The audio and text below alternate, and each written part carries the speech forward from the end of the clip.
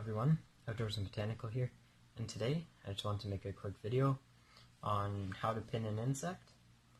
What I mean by that is when you find dead insects on the side of the road, I find it cool to, I decided to make an insect pin board of all the dead insects I find.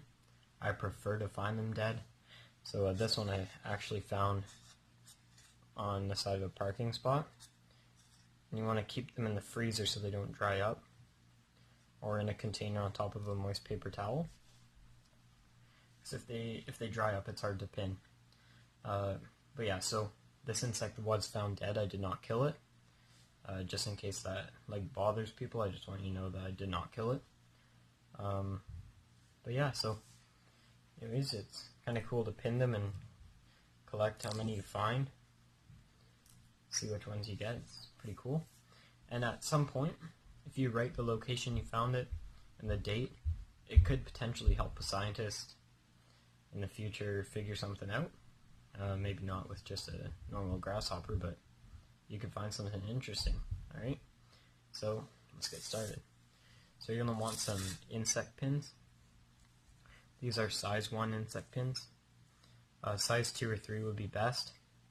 They're all the same length, but the width is different. So size 1 is going to be a lot bendier. Maybe not good for shelled insects because it might be hard to pierce them and you might bend the pin. But for this grasshopper, should be okay. You want a little piece of paper to write the date and where you found it on. I'm not going to write that because I don't want people knowing where I live. But yeah, so you also want a piece of styrofoam. This will not be, this will not be the permanent place for your insect. This is just to pin it and let it dry so it holds its shape. So let's get started. Sorry my camera's going in and out of focus like that. I'm not sure why. But yeah. So what you do is you put the piece of paper with the name of the insect and the date and the location you found it, etc. Put your insect on top of it, and the first pin is going to go just on its back to the right of it so you don't hit the spine, otherwise the pin's not going to go through well. So just like that.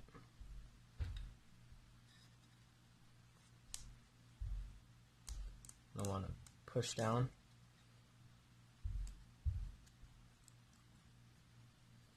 Just like that. Slide up the pin a little bit. Like that. And underneath is going to be the paper with the type of insect, where you found it, etc. You can also put a pin right in front of it with the name, or even tape the name down. Doesn't really matter as long as you can keep track of what it is. Now what you're going to want to do is get more pins, which are very hard to pick up. Basically you have to stab yourself so it sticks to your finger. But yeah, so now you're going to begin the pinning process. So you want to look as real as possible, as natural. So you're going to stick the legs out to make it look like it's in a walking position.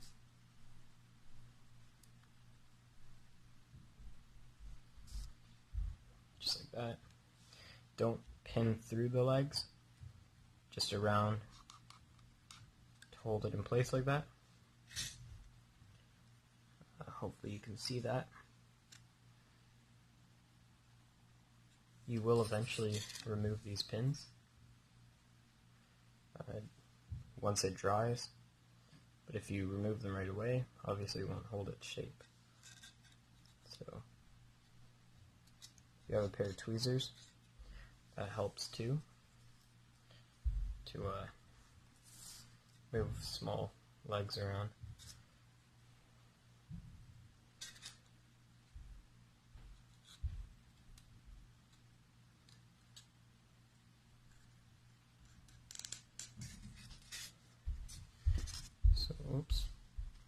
There's the front of the insect. See, the legs are out. And now it's going to have one more set of legs before whatever you want to call them, the little jumping legs, or the ones they rub to make noise. So now I'm going to get those out. You typically keep them back like that, so that's where you're going to want to pin them. Just like that. No need for 2 pins on there because that leg is held safely in place. You just use the pins, like as many pins as necessary.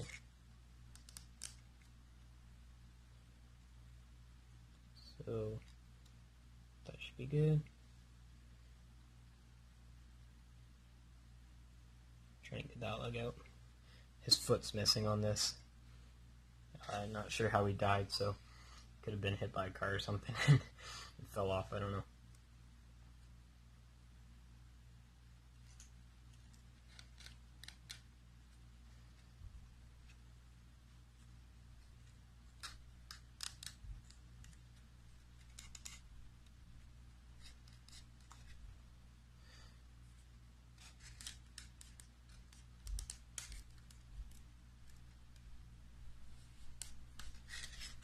Alright, so there's the 4 legs out. So you can see there's a lot of pins. You'll remove all of them except that main pin. You just use that pin to transfer it. And now for the back legs. If legs do fall off, you can fix that. Pin them in place, let them dry. Use an extra pin, glue them, something like that.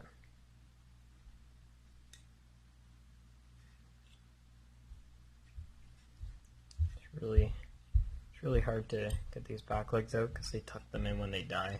It seems. I don't know why that is.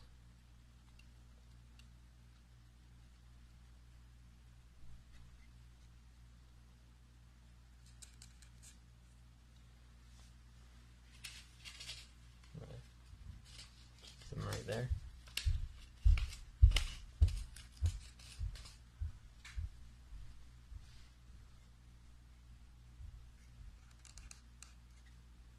Just like that, so that leg's pinned.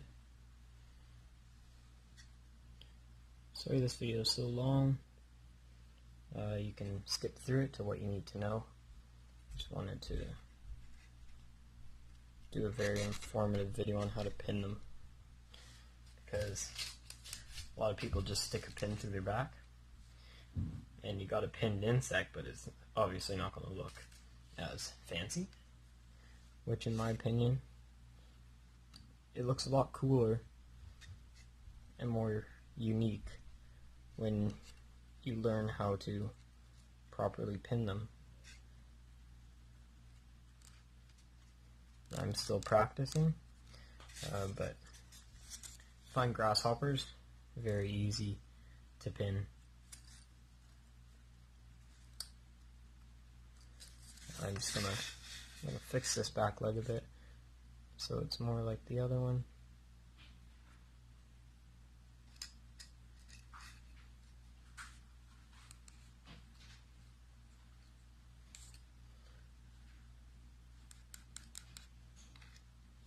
Just like that. And we use one more pin just to make sure that's nice and straight.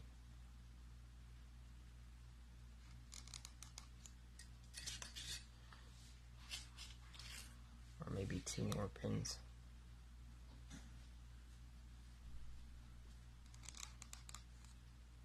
Just like that. So you do end up using a lot of pins. As I said before, once it dries, you take all those pins out and you just leave it the main one that's through its body, and this will allow the insect to dry and keep that shape. Once it dries, nothing really moves around as much, and you will be left with a grasshopper that looks like it's still alive and about to jump off your pin board.